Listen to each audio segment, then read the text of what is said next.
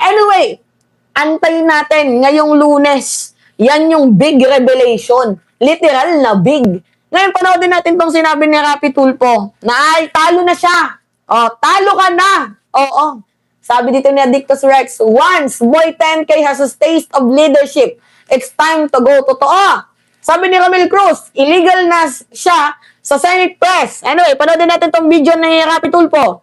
It should start from Alan Peter na sana marunong siya magpakumabat, tumanggap ng pagkatalo. Tama. Siya eh. Kaso ayaw niyang tanggapin. Mahirap yun. Someone probably must talk to him. I don't know who that person is na hindi niya pwedeng tanggihan na maniniwala siya. Sa taas lang siya nakikinig eh, sabi niya. Ako, ako mahirap. We've never seen anything like this before in the Senate, in the old Senate, di ba? For the longest time, ang Senate party ang institusyon sa Kongreso na mas mataas ang tingin kaysa dun sa Kongreso mismo, di ba? Dati ang Congress mababa ang tingin compared to the Senate. The Senate was yung Chamber of Statesmen, di ba? But in the past 3 weeks, mukhang it's getting worse and worse. I don't know if you agree with that, pero I definitely agree. Dahil kay Alan Peter, kunin mo, pinapunta. Oh, narinig ninyo? Oh, kaya nagiging worse ang Senado dahil kay Alan Peter. Nanggaling sa bibig ni Rapi Tulfo. The Senate become worse and worst nang dahil kay Alan Peter Cayetano. Rinig mo? Malaking sampal to sa'yo, Alan Peter. Pakinggan natin ulit. worse and worse. I don't know if you agree with that, pero I definitely agree. Dahil kay Alan Peter, kunin dahil, kita mo, pinapunta niya si Bato, tapos nagkaroon ng kapulan, natakas, Tukan. and then nagkaroon ng putukan, tapos, ayun na nga, nag-boycott. So, lahat itong kagulo na ito, pag sama-samahin mo yan, bumaba yung ratings ng Senado. Lagpak kami ngayon sa ratings. Yung Kongreso, yung Congress ngayon, tumataas. House of Representatives. Dati-dati baliktad eh. Yung HOR, ang baba. Kami palagi mataas. Ngayon, ang taas ng HOR. Kami ang baba ngayon. Paano nyo balak ayusin yan, Senator? Automatically. Paano nyo balak iangat sa lusak, no? Yung Senado? Dahil sa burak. hindi yan maiangat sa burak. Patuloy yan lulubog eh. Sa putik, di ba? So, napag-uusapan nyo ba yan, no? Sa bagong majority? It should start from Alan Peter na sana marunong siya magpakumabat, tumanggap ng pagkatalo. Wow! Siya eh. Oh, narinig ninyo? It should start with Alan Peter Cayetano.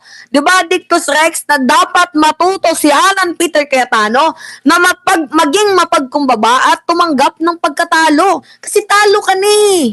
Di ba? Bakit mo ba pinipilit ang sarili mo? Talo ka na. Wala nang sa'yo, nagre-respeto. Di ba, mga minamahal? It should start from Alan Peter na sana marunong siya magpakumabat, tumanggap ng pagkatalo. Talo na siya eh. Kaso ayaw niyang tanggapin. Mahirap yun. Someone probably must talk to him. I don't know who that person is na hindi niya pwedeng tanggihan na maniniwala siya. Sa taas lang siya nakikinig eh, sabi niya. Nako. Naku, mahirap yun. Kahit wala na kayong tiwala lahat sa kanya, ang mahalaga, may tiwala sa kanya, Diyos. So he's waiting for God to talk to Sabi him. niya, oo. Delikado yun. Delikado yon, pambaliw na yon. Kumbaga kahit hindi na sa kanya naniniwala ang lahat, basta daw yung nasa taas, naniniwala daw kay Cayetano. So ginamit na naman ni Cayetano ang poong may kapal, ang Diyos. Kawawa naman si Lord, dinadamay ni Alan Peter Cayetano.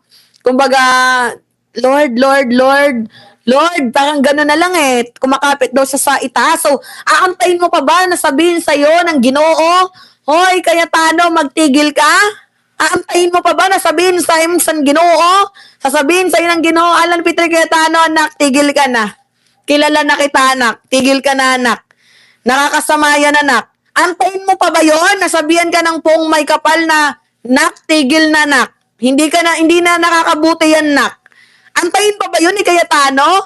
Kaya nga sabi ni Rapi Tulfo, nako, delikado yan kasi parang nababaliw na. 'Di ba? Si Cayetano parang baliw na. 'Di ba? Ano, kahit demonyo, nagpapanggap na Diyos eh. Di ba? Kaya nga may mga false prophets, di ba? May mga antichrist. Mas matindi ka pala sa akin. Si ano yun? Siguro yun na. Si Ronald po yun. Hindi, sinasabi ko na naman yung sinabi niya. Diba? Pero I think although separate naman yung legislative sa executive, siguro yung nabanggit natin pang-apat na beses na to, yung special session, the president should call a special session, Yeah. makialam ng presidente para matapos. Matuldukan. Matuldukan na. I think the right word is matuldukan na. 'Di ba? Grabe, no? Kahit si Rapi Tulfo, hindi na nakapagpigil. 'Di ba? Mga minamahal, talo na eh. Paano ba nasabi ni Tulfo na talo na? Kasi nag-elect na ng panibagong Senate President pro tempore na mag-a-act as a Senate President. So basically, the numbers of the minority is high rather than the majority. So the numbers of minority is 12 at yung numero ng majority ngayon is 10. So, kapag meron pang isang lumipat ngayong Lunes, so lamang na tanggal na sa Senado si Cayetano bilang Senate President. So meron kasi pinoproteksyonan, mga minamahal. To be honest sa aking nakikita, meron pinoproteksyonan itong si Alan Peter Cayetano. Meron siyang mission na kailangan pang magawa, kailangan pang matupad. 'Di ba, mga minamahal? Diyos ko naman, oo, tingnan ninyo. 'Di ba, kaya yung resulta parang na jud something. Si Alan Peter Cayetano na parang mapapagalitan siya kapag di natupad yung testimony, yung utos sa kanya. 'Di ba? Addictus Rex, sino kaya yung nag-uutos kay Alan Peter Cayetano na maging sinto-sinto? Ano, mga minamahal? Sino kaya? But anyway, eto, si Mike Defensor nagsalita na din. Anong ka-fake-fake ka na naman to, Mike Defensor? Magtigil ka, Mike Defensor. Kung ano-anong kalokohan na naman tong ginagawa mo, nagpa-interview ka pa talaga, ha? Oh, Defensor, sinagot si Matibag. Oh, ang sabi ni Defensor, huwag mong sayangin ang pondo para patahimikin ang nagsasalita. Pinapatahimik ba ni Melvin Matibag itong 18 Marines? Naglabas nga itong si Melvin Matibag, mga minamahal, ng ito yung nilabas ni Melvin Matibag, mga minamahal. The NBI released copy of sworn statement and the supplemental affidavit from the relative of one of the 18 Marines allegingly that former Congressman Mike Defensor bribed each of them 5 million to testify in the flood control. So, tama nga naman ang computation natin, mga minamahal. Kasi 150 million ang binigay daw na pera sa setup na to. So, yung 50 million kay Mike Defensor daw di umano, yung 50 million kay Levy Baligo, tapos yung isa pang 50 million para daw sa 18 Marines. So, yung 18 Marines, ibinigyan ng tagli 5 million. Aray mo. Ito yung sinabi pala ni Mike Defensor. Kinakabahan si Mike Defensor kasi kakasuhan siya ni Erwin Tulfo. Kinasuhan na din to, I think. Madaming may kaso.